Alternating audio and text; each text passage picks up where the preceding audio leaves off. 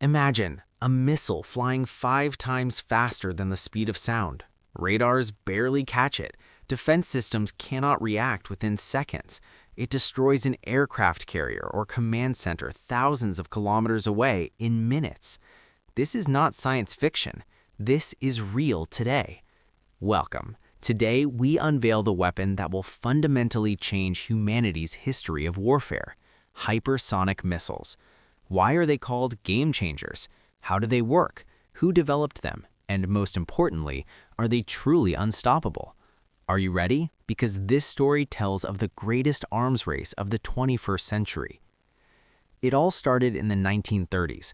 German scientists drew a concept called Silbervogel, a hypersonic bomber. In World War II, V-2 rockets approached Mach 5, re-entering the atmosphere. But in those days, this was just a re-entry problem. During the Cold War, the US and USSR developed heat shield technology for nuclear-tipped ballistic missiles. In the 1950s, the X-15 rocket plane reached Mach 6.7. In the 1980s, the Pershing II's maneuvering re-entry vehicle showed the first hypersonic-like capability. But the real revolution came in the mid-2000s. Russia and China targeted weapons in the hypersonic regime, Mach 5 and above, for strategic superiority.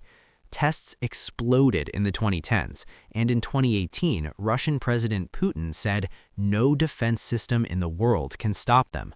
Since then, the world has been locked in a hypersonic arms race. So what exactly is a hypersonic missile?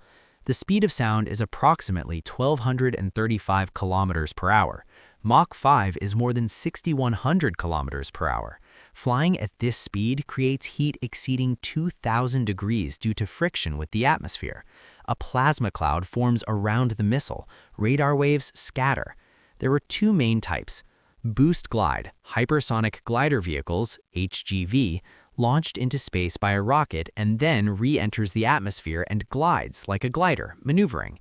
It follows an unpredictable path at low altitude. Example, China DF-17, Russia Avangard. Hypersonic cruise missiles, HCM, scramjet powered, maintains hypersonic speed by continuously burning oxygen in the atmosphere with a scramjet engine. Can fly at Mach 5 plus for longer periods. Example, Russia Zircon. Both differ from classic ballistic missiles. Ballistic missiles follow a high arc, while hypersonics come in low and maneuver. This combination surprises defense systems. So let's follow the countries that entered the stage in chronological order. Russia, first operational power since 2016. Tested Avangard in 2016, launched Kinjal KH-47M2 from a MiG-31 in 2018, officially deployed Avangard in 2019, Mach 27 claimed, realistic figure Mach 12 to 20. In 2023, Zircon or Zircon became operational from ships and submarines. Used Kinjal and Oreshnik in Ukraine. Advantage, war-tested. Disadvantage, some Kinjals were shot down by Patriot. Claims might be exaggerated. China, world's largest arsenal since 2014. DF-ZF hypersonic glide vehicle tests began in 2014. DF-17 became operational in 2020. Medium-range, maneuverable HGV. Today, they have multiple systems like YJ-17, YJ-19, YJ-21, CJ-1000. According to a U.S. Department of Defense report, China has 20 times more hypersonic tests than the U.S. Biggest advantage, variety and mass production, optimized specifically for anti-ship and land targets. USA, catching up but delayed 2010s to 2026. Conducted X-51 Wave Rider and HTV-2 tests in the 2010s. ARRW AGM-183 program canceled in 2024, now focusing on Army's Long-Range Hypersonic Weapon, LRHW, Dark Eagle, first battery operational in early 2026, 3,500-kilometer range, can strike mainland China from Guam. Navy's Conventional Prompt Strike, CPS, Air Force's Hypersonic Attack Cruise Missile, HACM. Advantage, precision and conventional warhead.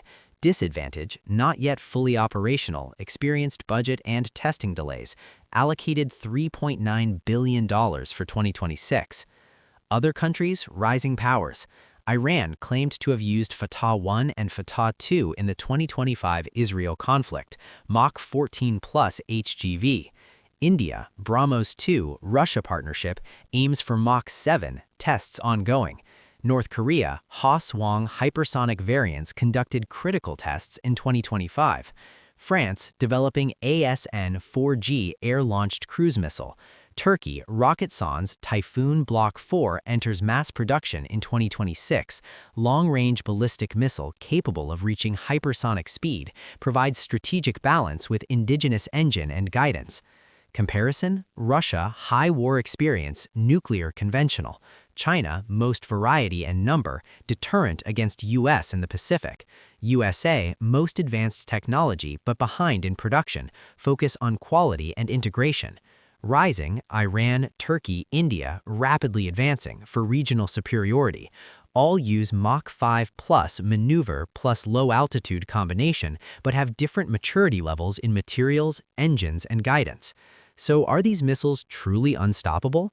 Classic systems like Patriot, S-400, and Aegis struggle. Why? Extreme speed and short reaction time, covers 1,000 kilometers in 6 to 7 minutes. Only seconds remain between radar detection and destruction. Maneuverability constantly changes direction in the glide phase, unpredictable path. Plasma cloud reflects or absorbs radar waves. Low altitude flight beyond the horizon radars struggle. But the unstoppable myth isn't altogether true. New countermeasures are emerging. US Glide Phase Interceptor and space-based OPIR sensors. Russia's S-500 Prometheus claims 88% success against Mach 12 plus targets. Directed energy weapons, laser, AI-backed radars, layered hypersonic defense systems. Europe's YDIS-2 program, multinational interceptors. The reality? A single system is not enough. Layered defense, left of launch plus right of launch, is essential. Physics still applies. Detection windows are narrow, but they exist. In the future, the hypersonic plus hypersonic defense race will accelerate. Hypersonic missiles are not just weapons, they are a force changing geopolitical balance. Russia and China are ahead, the US is catching up, and Turkey and others are becoming regional actors. This race has started a new arms cycle. The risk of misperception, the possibility of nuclear escalation, but it also accelerates defense technologies. Do you think hypersonic missiles will change warfare? Which country is leading? Share your thoughts in the comments. If you liked this video, don't forget to like, subscribe, and turn on notifications. Let's continue to follow the fastest weapons in history together. Thanks for watching.